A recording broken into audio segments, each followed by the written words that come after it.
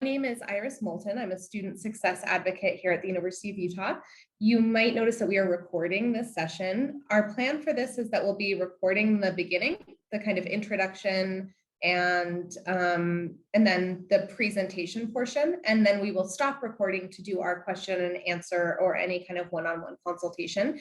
At any point in this presentation, please feel free to turn your camera off or have your camera on, whatever you are most comfortable with. I am most comfortable with. Okay, so I'm just going to go ahead and jump in. So as I mentioned, I'm a student success advocate here at the U, and it's kind of exactly what it sounds like. We advocate for student success.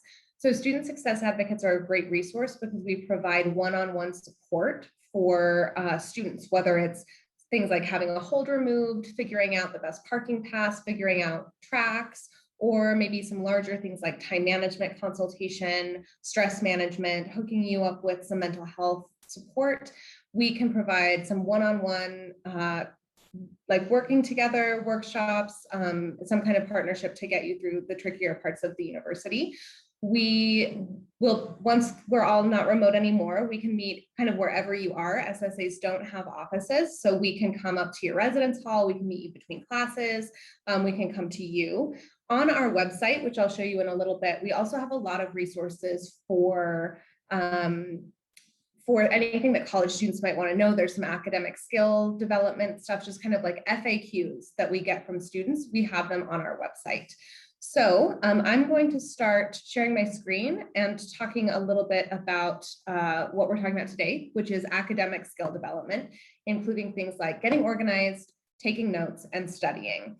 Those are really big topics that can take hours and hours and years to perfect, but we're just going to do like a basic overview of some of these principles. And then towards the end, we can take questions and kind of talk about what we talked about today. So I'll start by sharing my screen. So this is the SSA website for student success advocates. You can contact us via our drop-in hours, or you can look at individual profiles for student success advocates. There's quite a few of us. The pictures aren't loading right now, but you'll notice that there's contact info for everybody. And you'll also notice that we can text you. So everybody here, everybody on our team has a work cell phone that you can call, text, you can email us. There's a general form on this website as well. Contact the student success advocates if you're not really sure who you want to meet with, but you do have a question and want to be contacted. Our tools for success page is what I mentioned in the very beginning. So I'll click on this and we break it down into these categories of academic skills, basic needs, learning disabilities, online learning, personal growth, finding your community, stress management, time management, and university policies and procedures. So these are really the biggest categories that we get asked about. And under each one, for example, if we go to academic skills, they have these subcategories that you could go to and learn about sleeping or test anxiety or how to stay focused, campus resources like tutoring, those kinds of things. So this is a really valuable place to get started with improving some of these things. And then of course, connecting with a student success advocate. So I thought I'd start today's presentation by talking a little bit about organization. And I want to share a couple of resources. So I'll open this first. This is on our website. This is a way to get a general snapshot of how you actually work in your daily life when it comes to time and energy management. What it asks you to do is do a 3-day time monitor and summary, and I'll drop these documents in the chat later so that you have access to them, but this one is on our website. So it asks you to record all of your activities for 3 total days as precisely and accurately as you can so that you can have an honest record of how exactly you spend your time. And it's in half-hour increments. You know, if you're doing things for 15 minutes at a time, 10 minutes at a time, you can certainly like play with this a little bit. And it's a way, especially if you're thinking to yourself, like, I just don't know where my time is going, this might be a really good place for you to get started. You may already know where your time is going and you're just trying to figure out how to maximize it, but this can be a really great, honest way of taking a hard look at how you're spending your time so that you can figure out how to rearrange things so that you have more time, whether it's for things like studying, self-care, whatever it is. This is something that I think is a great place to get started. So this other document that I don't know where it went. So this is something that I show to every student that I meet with when we're talking about how to organize for a successful semester. This is my foundational piece that I suggest people consider as they get started shaping their semester. Lots of these things will work for some people, but not others. Some of them will work for you, some of them might not, but it's all about trying things and adjusting it. So I think that organization is a really important foundational step when it comes to figuring out exactly how to do some of the academic skills like note-taking and studying, because you just simply need time to maximize both of those things. So in order to maximize your note-taking and studying, you need to be a little bit organized. So what I recommend to my students is during the first week of class, choosing some kind of planning method. Maybe it's your phone, maybe it's an app, maybe it's a paper planner, whatever it is that works for you. And it's a trial and error. You might think one works for you and then it doesn't, and you have to switch. So whichever one you choose, take some time at the very beginning of the semester and sit down with your syllabi, all of the syllabus that you are getting from all of your professors and your TAs, to block out all of the time for like the whole semester that you're in class, that you work, maybe some upcoming doctor's appointments that you know that you have, or like a lunch with mom that you know is like in a month, like all of that kind of stuff that you know you have coming up. Then use your syllabus to go through each class and mark major assignment due dates, quizzes, and tests in all of your planner. And this is for the whole semester. And then don't forget to cross-check it with the University of Utah's semester calendar. So the registrar's website at the University of Utah has a calendar. In fact, I can pull it up. I think I have it. There it is. So this one is for summer 2021. I recommend whatever semester you're looking at, pull up the registrar's calendar and note things like when do classes begin, when do they end, when's the final exam period, but also things like when is the last day to add a class or drop a class. Very, very important. When's the last day to select credit, no credit? When can I withdraw? All of these kinds of questions, because if you can mark them in your planner, they won't sneak up on you just in case you end up needing them down the line. So that is like your big picture organization for your semester. And then once a week, I recommend that you check in with your calendar, make an appointment with yourself, whether maybe it's a Sunday night, maybe it's a Sunday morning, maybe it's a Monday morning. For me, if it's a Monday morning, I would miss some 9 a.m. Monday meetings. So it could be a Friday night. Whenever is most effective for you to look at the coming week, do that once a week. Sit down, make it as pleasurable as you can. Maybe you have a lovely podcast on that you love. Maybe you get a fancy drink, whatever it is that's going to make you look forward at least a little bit to this time so that you do it. Make this time to check in with yourself and look at what are these dates that I have coming up that I marked out earlier of quizzes, tests, assignments. You might be able to look 2 weeks in advance and say, okay, I have a paper due in this class.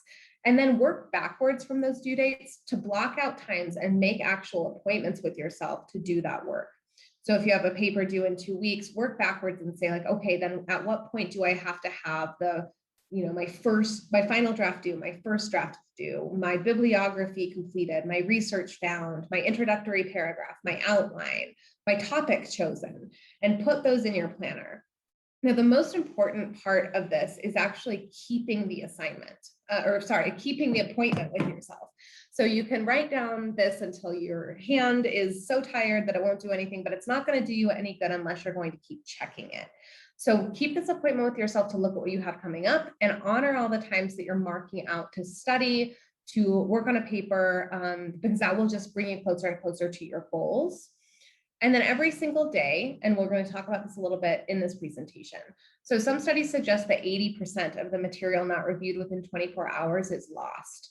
So I suggest to my students that you block out time to review notes from the day within 24 hours and block out or mark areas that you understand really well, like well enough that you teach to somebody else. Mark things that you need to review just to cement in your mind, like you kind of mostly get the gist, but like a little review would really cement it for you. And then mark things that you don't understand at all. During that time, as you're marking things you don't understand, be making a plan for how you're going to seek to understand them. Maybe it's, I need to email my professor right now. Maybe it's, I need to Google this and reread through it. Maybe it's, I need to make an appointment with the tutoring center. Maybe it's, I need to form a study group at this juncture. However you choose to do that, this process is going to help you retain information as well as build a study guide for your semester, so that when you're reviewing your notes, all of these things that are saying like, I got this, I could teach this to someone, you don't need to spend as much time with that material. You might need to spend more time with the things that you're marking that you don't understand at all. So this will help you retain and build a study guide. And it's something that my students who report success back to me, they might spend just 20 minutes after class reading through their notes and marking things like this.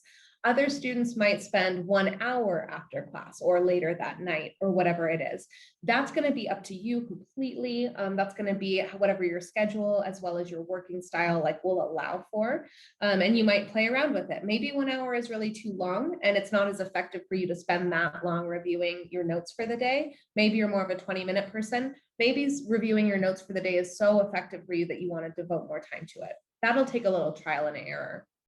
And then if you follow this by your midterm and finals time, by implementing all of these methods above, you've basically been studying along a little every day. So you're ahead of the game and you don't need to cram.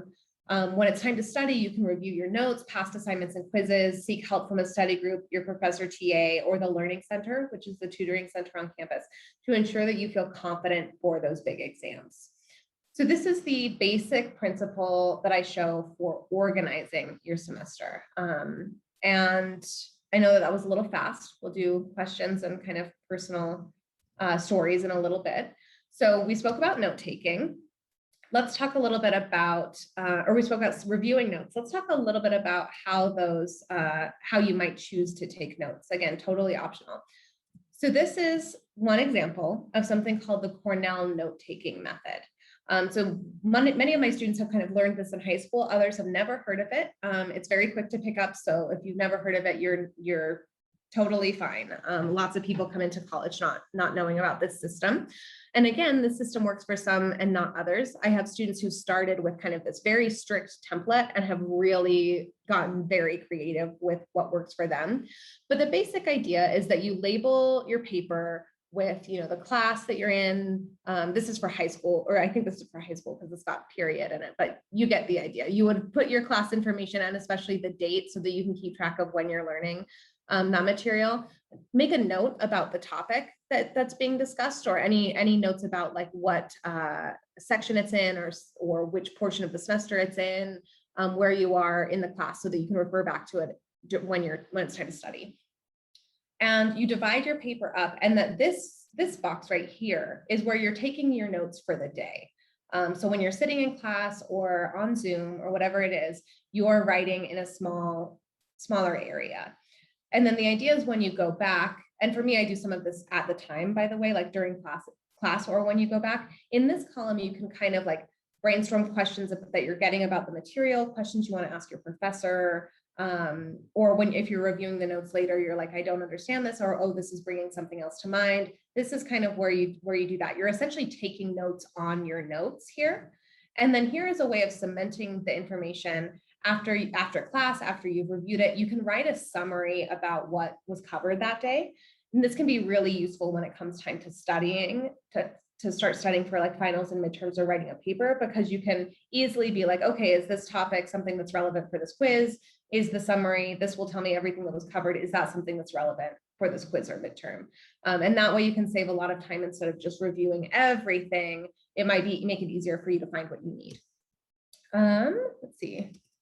And then this is just kind of another example of how it works. The idea is a note-taking column and a cue column. And this document has some instructions that I just mentioned. So I can drop this in the chat and you can refer back to this. It kind of summarizes more so than the template I just showed you exactly how to use the template. So that's the idea behind taking notes in class, and some idea about how to structure the review time for those notes that you would do within 24 hours of the class. And now when it comes time to studying, to study, I want to talk a little bit about this method, which I think is really cool. So especially if you struggle with reading or you have a ton of reading to do, let's look at a couple of strategies to help you with that reading. So when you're opening the textbook, like before you have started reading the assigned reading, there are some things that you can do to really cement yourself, ground yourself in the reading. One is to kind of brainstorm and categorize your prior knowledge. So you could say like, oh, you know, I read the summary of my notes from class, and looking at this article, I can see that I think I see some things coming up.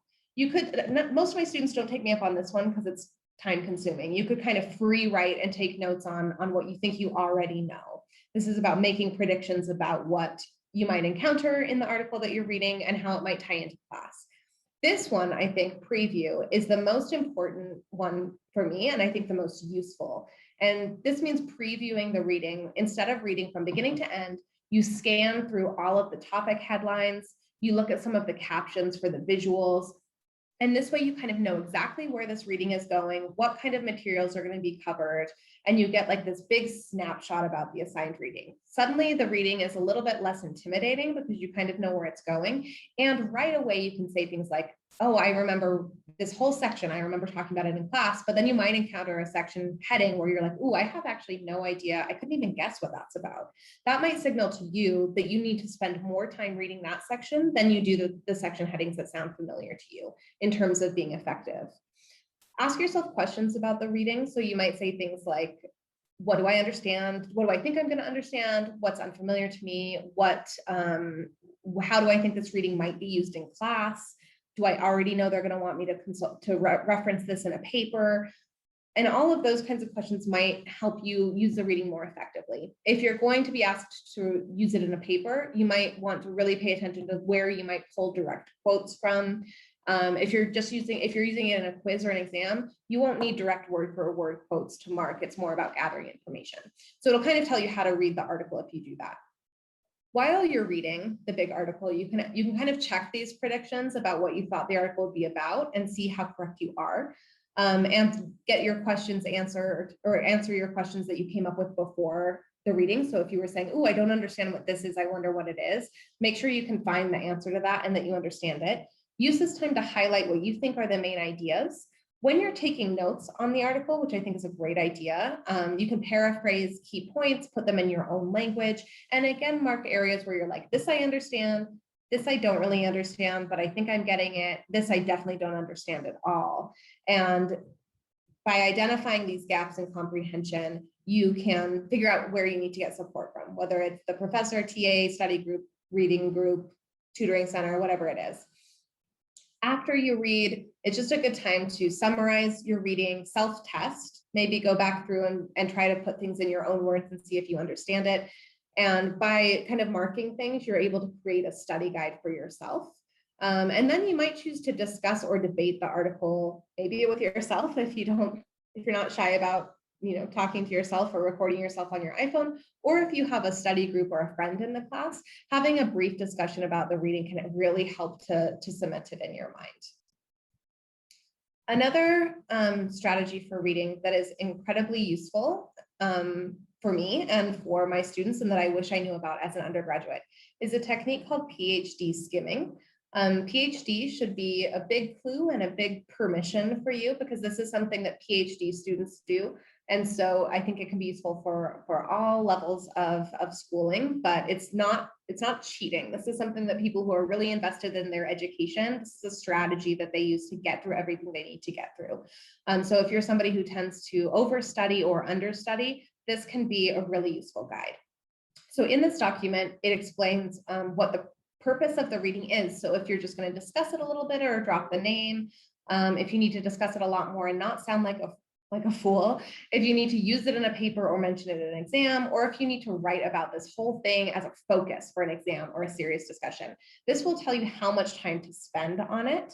On average, of course, it's different for everybody. And it tells you all the steps that you need to take in order to accomplish this goal. So let's just look at this one. So if you need to discuss it a little bit or drop the name, and it's a big reading, read the title, read all those chapter headings and section titles, summarize what you think the topic is aloud in one sentence, cross-check it against the topic of the day's class or the week's topic, and try to ask yourself, like, why was this book assigned? What would be a primary takeaway that my professor wants me to get?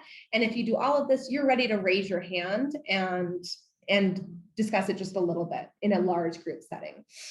But as the groups get smaller and smaller, or as your the usage of it is increased. So for example, if this reading were a focus of a serious discussion or an exam, you would do this as well as this, as well as this, as well as this, and it would take about 3 hours so that you can really understand it and have spent some in-depth time with it and spend some time taking notes on it and making guesses about how it's going to be used and what the professor might think are the most important elements. So this I will drop into the chat in just a minute so that you have it, as well as the other document, some of the other documents that I've shown. So we've covered organization, studying, and note-taking, but I want to talk, oops, that's the wrong category. I want to talk a little bit about how it's not the same for everybody. So I don't know if you've heard the term executive function before, but this is, a set of skills that helps every human being and animal complete a task, basically from the idea of starting a task, to starting the task, to enduring the task, to completing the task, to reflecting on the task. All of these things take some amount of energy. If you are somebody who has something like autism, ADHD, ADD, depression, anxiety, all of those sorts of things take a lot of energy, take a lot of time and strategies to manage on their own.